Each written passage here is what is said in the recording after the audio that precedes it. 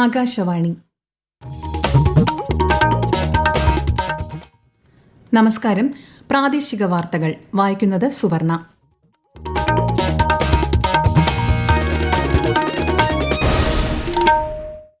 പ്രധാന വാർത്തകൾ. India European union സ്വതന്ത്ര വ്യാപാര കരാർ യാഥാർത്ഥ്യമായി. നിക്ഷേപം വർദ്ധിപ്പിക്കുന്നതിനും ആഗോള വിതരണ ശൃംഖലകൾ ശക്തിപ്പെടുത്തുന്നതിനും കരാർ സഹായകമാകുമെന്ന് പ്രധാനമന്ത്രി നരേന്ദ്രമോദി.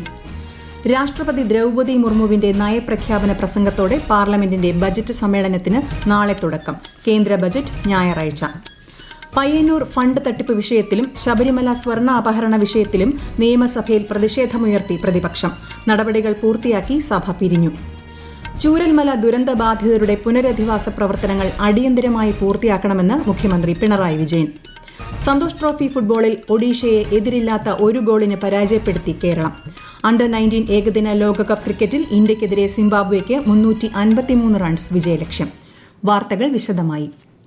ഇന്ത്യ യൂറോപ്യൻ യൂണിയൻ സ്വതന്ത്ര വ്യാപാര കരാർ യാഥാർത്ഥ്യമായി. പ്രധാനമന്ത്രിയും യൂറോപ്യൻ കൌൺസിൽ പ്രസിഡന്റ് അന്റോണിയോ കോസ്റ്റയും European commission president Ursula von der ലെയ്നും തമ്മിൽ ന്യൂഡൽഹിയിൽ നടന്ന പ്രതിനിധിതല ചർച്ചയ്ക്ക് ശേഷമാണ് കരാർ ഒപ്പുവെച്ചത്. ചരിത്രപരമായ കരാറിലൂടെ സംശുദ്ധ ഊർജ്ജം, കാർഷിക ഭക്ഷ്യ വിതരണ ശൃംഖല, ജൈവ സാങ്കേതികത, മത്സ്യ ഉൽപാദനം, കസ്റ്റംസ്, ഫാർമസ്യൂട്ടിക്കൽ, തുകൽ, കാലാവസ്ഥ തുടങ്ങിയ മേഖലകളിൽ ഇന്ത്യയ്ക്കും യൂറോപ്യൻ യൂണിയനും സംയുക്തമായി മുന്നേറാനാകും. കരാറിനെ ഇന്ത്യൻ വ്യവസായ സംഘടനകൾ സ്വാഗതം ചെയ്തു. വിശദാംശങ്ങളിലേക്ക്.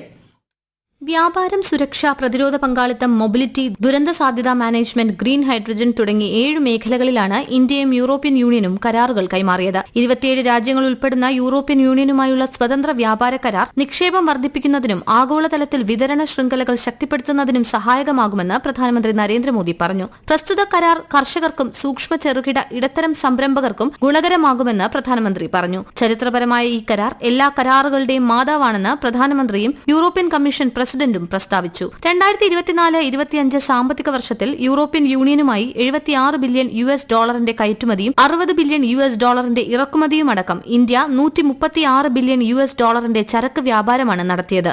News desk, Akashvani. ആഗോളതലത്തിൽ ഊർജ്ജ ആവശ്യകത വർദ്ധിച്ചുവരുന്ന സാഹചര്യത്തിൽ ഊർജ്ജ മേഖലയിലെ അവസരങ്ങളുടെ നാടായി ഇന്ത്യ മാറുകയാണെന്ന് പ്രധാനമന്ത്രി നരേന്ദ്രമോദി. ഗോവയിൽ ആരംഭിച്ച ഇന്ത്യ എനർജി വീക്കിനെ ഓൺലൈനായി അഭിസംബോധന ചെയ്യുകയായിരുന്നു പ്രധാനമന്ത്രി. ഇന്ത്യ യൂറോപ്യൻ യൂണിയൻ സ്വതന്ത്ര വ്യാപാര കരാർ ഇന്ത്യ UK വ്യാപാര കരാറിനെ മെച്ചപ്പെടുത്തുമെന്നും ഉൽപാദന സേവന മേഖലകളെ ഉത്തേജിപ്പിക്കുമെന്നും പ്രധാനമന്ത്രി പറഞ്ഞു. പാർലമെന്റിന്റെ ബജറ്റ് സമ്മേളനത്തിന് നാളെ തുടക്കമാകും. രാഷ്ട്രപതി ദ്രൌപദി മുർമുവിന്റെ നയപ്രഖ്യാപന പ്രസംഗത്തോടെ സമ്മേളനം ആരംഭിക്കും. ബജറ്റിന് മുന്നോടിയായുള്ള സാമ്പത്തിക സർവേ മറ്റന്നാൾ പാർലമെന്റിൽ സമർപ്പിക്കും. ഫെബ്രുവരി 1 ഞായറാഴ്ചയാണ് കേന്ദ്ര ബജറ്റ്. നാളെ മുതൽ ഫെബ്രുവരി 13 വരെയും മാർച്ച് 9 മുതൽ ഏപ്രിൽ 2 വരെയും 2 ഘട്ടങ്ങളായാണ് പാർലമെന്റിന്റെ ബജറ്റ് സമ്മേളനം. പാർലമെന്റിന്റെ ബജറ്റ് സമ്മേളനത്തിന് മുന്നോടിയായി ന്യൂഡൽഹിയിൽ സർവകക്ഷി യോഗം ചേർന്നു. രാജ്യരക്ഷാമന്ത്രി രാജ്നാഥ് സിംഗിന്റെ അധ്യക്ഷതയിലാണ് യോഗം ചേർന്നത്.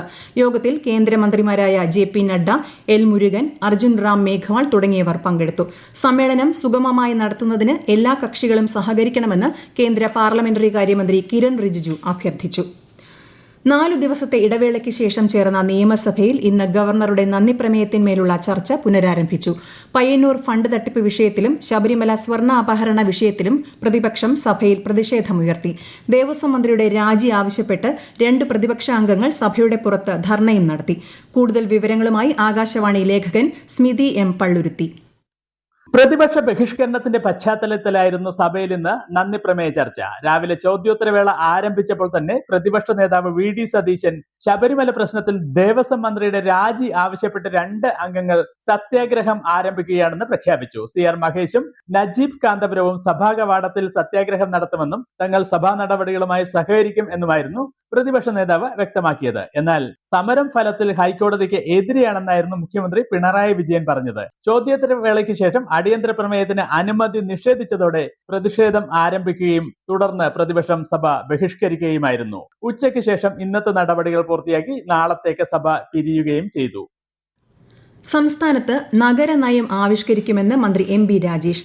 നിയമസഭയിൽ ചോദ്യോത്തരവേളയിൽ സംസാരിക്കുകയായിരുന്നു അദ്ദേഹം. രാജ്യത്ത് ആദ്യമായാണ് ഒരു സംസ്ഥാനം നഗരനയം ആവിഷ്കരിക്കുന്നതെന്നും മന്ത്രി വ്യക്തമാക്കി.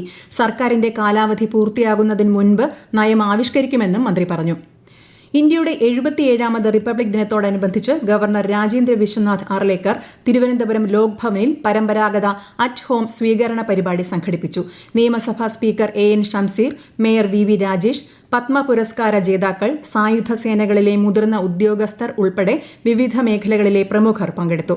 തിരുവനന്തപുരം ജില്ലയിലെ വിവിധ സ്ഥാപനങ്ങളിലെ ഭിന്നശേഷിക്കാരായ കുട്ടികളും രക്ഷിതാക്കളും അധ്യാപകരുമായിരുന്നു ഈ വർഷത്തെ പ്രത്യേക ക്ഷണിതാക്കൾ. സ്ത്രീധനം നൽകുന്നത് കുറ്റകൃത്യമല്ലാതാക്കുന്നതിന് 1961 സ്ത്രീധന നിരോധന നിയമത്തിൽ ഭേദഗതി വരുത്തുന്നതിനുള്ള കരട് നിർദ്ദേശം സംസ്ഥാന നിയമപരിഷ്കരണ കമ്മീഷൻ നൽകിയതായി സംസ്ഥാന സർക്കാർ ഹൈക്കോടതിയെ അറിയിച്ചു. Chief justice Soumen Sen, justice Shyamkumar VM എന്നിവരടങ്ങുന്ന ഡിവിഷൻ ബെഞ്ചാണ് വിഷയത്തിൽ പൊതുതാൽപര്യ ഹർജിയിൽ വാദം കേട്ടത്. ഈ വാർത്തകൾ ആകാശവാണിയിൽ നിന്ന്. ആകാശവാണി വാർത്തകളും വാർത്താധിഷ്ഠിത പരിപാടികളും all India radio news Thiruvananthapuram YouTube ചാനലിലും all India radio news Thiruvananthapuram Facebook പേജിലും AR News_ തിരുവനന്തപുരം ഇൻസ്റ്റഗ്രാം അക്കൌണ്ടിലും AR News_TVM X ഹാൻഡിലും ലഭ്യമാണ്. ചൂരൽമല ദുരന്ത ബാധിതരുടെ പുനരധിവാസ പ്രവർത്തനങ്ങൾ അടിയന്തരമായി പൂർത്തിയാക്കണമെന്ന് മുഖ്യമന്ത്രി പിണറായി വിജയൻ നിർദ്ദേശം നൽകി. പുനരധിവാസ പ്രവർത്തനങ്ങളുടെ പുരോഗതി വിലയിരുത്താൻ മുഖ്യമന്ത്രിയുടെ അധ്യക്ഷതയിൽ തിരുവനന്തപുരത്ത് ചേർന്ന ഉന്നതതല യോഗത്തിലാണ് ഉദ്യോഗസ്ഥർക്ക് നിർദ്ദേശം നൽകിയത്. 1ാം ഘട്ടത്തിൽ കൈമാറാൻ തീരുമാനിച്ച വീടുകൾ നിശ്ചിത സമയത്തിനകം തന്നെ കൈമാറാൻ കഴിയണമെന്നും മുഖ്യമന്ത്രി പറഞ്ഞു.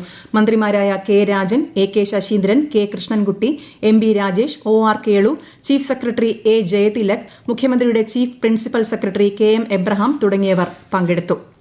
സംസ്ഥാനത്തെ വൈജ്ഞാനിക നൂതന സമൂഹമായി ഉയർത്താൻ ഗവേഷണ സ്ഥാപനങ്ങളെ പ്രാപ്തമാക്കാനുള്ള പദ്ധതികൾ സർക്കാർ നടപ്പിലാക്കുന്നുണ്ടെന്ന് മുഖ്യമന്ത്രി പിണറായി വിജയൻ. കേരള ഭാഷാ ഇൻസ്റ്റിറ്റ്യൂട്ടിന്റെ വൈജ്ഞാനിക പുരസ്കാരങ്ങൾ തിരുവനന്തപുരത്ത് വിതരണം ചെയ്യുകയായിരുന്നു മുഖ്യമന്ത്രി. മലയാള ഭാഷയുടെ പ്രാധാന്യം നിലനിർത്തുന്നതിന് ഭാഷാ ഇൻസ്റ്റിറ്റ്യൂട്ട് നിർണായക പങ്ക് വഹിക്കുന്നുണ്ടെന്നും മാറുന്ന കാലത്തിനനുസരിച്ചുള്ള പ്രവർത്തനങ്ങളിൽ ശ്രദ്ധ കേന്ദ്രീകരിക്കണമെന്നും മുഖ്യമന്ത്രി പറഞ്ഞു. ഒരു വൈജ്ഞാനിക നൂതനത്വ സമൂഹമായി കേരളത്തെ പരിവർത്തിപ്പിക്കാൻ നാം ശ്രമിച്ചു വരികയാണ്. അതിന് വിജ്ഞാനങ്ങൾ സൃഷ്ടിക്കാനും സാംശീകരിക്കാനും വിതരണം ചെയ്യാനും കഴിയും. നമ്മുടെ ഉന്നത വിദ്യാഭ്യാസ ഗവേഷണ സ്ഥാപനങ്ങളെ അതിനായി പ്രാപ്തമാക്കുന്ന ഇടപെടലുകളാണ് ഉണ്ടാകുന്നത്. ഗവേഷണം പ്രോത്സാഹിപ്പിക്കുന്നതിനായി പ്രത്യേക പദ്ധതികൾ ആവിഷ്കരിക്കുന്നുണ്ട്. ട്രാൻസ്നാഷണൽ റിസർച്ച് ലാബുകൾ സ്ഥാപിക്കുന്നുണ്ട്. റിസർച്ച് അവാർഡുകളും ഫെലോഷിപ്പുകളും ഏർപ്പെടുത്തിയിട്ടുണ്ട്. ഇതെല്ലാം അതിൻ്റെ ഭാഗമായുള്ള നടപടികളാണ്. സന്തോഷ് ട്രോഫി ഫുട്ബോളിൽ കേരളം ഒഡീഷയെ എതിരില്ലാത്ത ഒരു ഗോളിന് പരാജയപ്പെടുത്തി. ആദ്യ പകുതിയിൽ T ഷിജിൻ നേടിയ ഗോളിലാണ് കേരളത്തിന്റെ ജയം. 2 ജയവും 1 സമനിലയും ഉൾപ്പെടെ 7 പോയിന്റുമായി ഗ്രൂപ്പ് Bയിൽ കേരളം ഒന്നാമതാണ്. ഈ മാസം 29 മേഘാലയയുമായാണ് കേരളത്തിന്റെ അടുത്ത മത്സരം. അണ്ടർ-19 ഏകദിന ലോകകപ്പ് സൂപ്പർ 6ൽ സിംബാബ്വെക്കെതിരെ ഇന്ത്യയ്ക്ക് കൂറ്റൻ സ്കോർ. നിശ്ചിത ഓവറിൽ 8 വിക്കറ്റ് നഷ്ടത്തിൽ ഇന്ത്യ 352 റൺസ് നേടി. 107 പന്തിൽ പുറത്താവാതെ 109 റൺസ് നേടിയ വിഹാൻ മനോജ് മൽഹോത്രയുടെ സെഞ്ചുറിയും അഭിഗ്യാൻ കുണ്ടു, വൈഭവ് സൂര്യവംശി എന്നിവരുടെ അർദ്ധ സെഞ്ചുറികളുമാണ് ഇന്ത്യയ്ക്ക് കൂറ്റൻ സ്കോർ സമ്മാനിച്ചത്. മറുപടി ബാറ്റിംഗിനിറങ്ങിയ സിംബാബ്വെക്ക് 10ാം ഓവറിൽ 24 റൺസ് നേടുന്നതിനിടെ 3 വിക്കറ്റുകൾ നഷ്ടപ്പെട്ടു. ശബരിമല സ്വർണ്ണ അപഹരണ കേസിൽ ദേവസ്വം മുൻ പ്രസിഡന്റ് A പത്മകുമാറിനെ വീണ്ടും റിമാൻഡ് ചെയ്തു. 14 ദിവസത്തേക്കാണ് റിമാൻഡ്. കൊല്ലം വിജിലൻസ് കോടതിയുടേതാണ് നടപടി. 2025 എഴുത്തച്ഛൻ പുരസ്കാരം പ്രശസ്ത കവി KG ശങ്കരപിള്ളയ്ക്ക് മുഖ്യമന്ത്രി പിണറായി വിജയൻ സമ്മാനിച്ചു. സെക്രട്ടേറിയറ്റ് ദർബാർ ഹാളിൽ നടന്ന ചടങ്ങിൽ മന്ത്രി സജി ചെറിയാൻ അധ്യക്ഷത വഹിച്ചു. 5 ലക്ഷം രൂപയും പ്രശസ്തി പത്രവും ശില്പവും അടങ്ങുന്നതാണ് പുരസ്കാരം. മലയാള സാഹിത്യത്തിലുള്ള സമഗ്ര സംഭാവനയ്ക്കാണ് പുരസ്കാരം. തദ്ദേശ സ്വയംഭരണ സ്ഥാപനങ്ങളിൽ അടയ്ക്കേണ്ട വസ്തുനികുതി കുടിശ്ശികയുടെ പിഴപ്പലിശ 2026 മാർച്ച് 31 വരെ ഒഴിവാക്കിയതായി മന്ത്രി MB രാജേഷ്. പിഴപ്പലിശ ഉൾപ്പെടെ നികുതി അടച്ചവർക്ക് പിഴപ്പലിശയ്ക്ക് തുല്യമായ തുക അടുത്ത വർഷത്തെ നികുതിയിൽ വരവ് ചെയ്തു നൽകും. മാർച്ച് 31-നകം നികുതിയും കുടിശ്ശികയും അടച്ച് ഈ ആനുകൂല്യം പരമാവധി പേർ പ്രയോജനപ്പെടുത്തണമെന്നും മന്ത്രി അഭ്യർത്ഥിച്ചു. ദേശീയപാത നിർമ്മാണത്തിനിടയിൽ കുടിവെള്ള പൈപ്പുകൾ തുടർച്ചയായി പൊട്ടുന്ന സാഹചര്യത്തിൽ അലംഭാവം തുടരുന്ന കരാർ കമ്പനികൾക്കെതിരെ ദുരന്ത നിവാരണ നിയമപ്രകാരം അറസ്റ്റ് ഉൾപ്പെടെയുള്ള കർശന നടപടികൾ സ്വീകരിക്കുമെന്ന് മന്ത്രി P പ്രസാദ്. ചേർത്തല, അരൂർ മേഖലയിൽ ദേശീയപാത നിർമ്മാണത്തിനിടെ നിരന്തരം പൈപ്പുകൾ പൊട്ടുന്ന സാഹചര്യത്തിൽ ജില്ലാ കളക്ടറുടെ ചേംബറിൽ മന്ത്രിയുടെ നേതൃത്വത്തിൽ വിളിച്ചു ചേർത്ത അടിയന്തര യോഗത്തിലാണ് നിർദ്ദേശം. പ്രധാന വാർത്തകൾ വീണ്ടും. ഇന്ത്യ യൂറോപ്യൻ യൂണിയൻ സ്വതന്ത്ര വ്യാപാര കരാർ യാഥാർത്ഥ്യമായി. നിക്ഷേപം വർദ്ധിപ്പിക്കുന്നതിനും ആഗോള വിതരണ ശൃംഖലകൾ ശക്തിപ്പെടുത്തുന്നതിനും കരാർ സഹായകമാകുമെന്ന് പ്രധാനമന്ത്രി നരേന്ദ്രമോദി. രാഷ്ട്രപതി ദ്രൌപദി മുർമുവിന്റെ നയപ്രഖ്യാപന പ്രസംഗത്തോടെ പാർലമെന്റിന്റെ ബജറ്റ് സമ്മേളനത്തിന് നാളെ തുടക്കം. കേന്ദ്ര ബജറ്റ് ഞായറാഴ്ച. പയ്യന്നൂർ ഫണ്ട് തട്ടിപ്പ് വിഷയത്തിലും ശബരിമല സ്വർണ്ണ അപഹരണ വിഷയത്തിലും നിയമസഭയിൽ പ്രതിഷേധമുയർത്തി പ്രതിപക്ഷം. നടപടികൾ പൂർത്തിയാക്കി സഭ പിരിഞ്ഞു.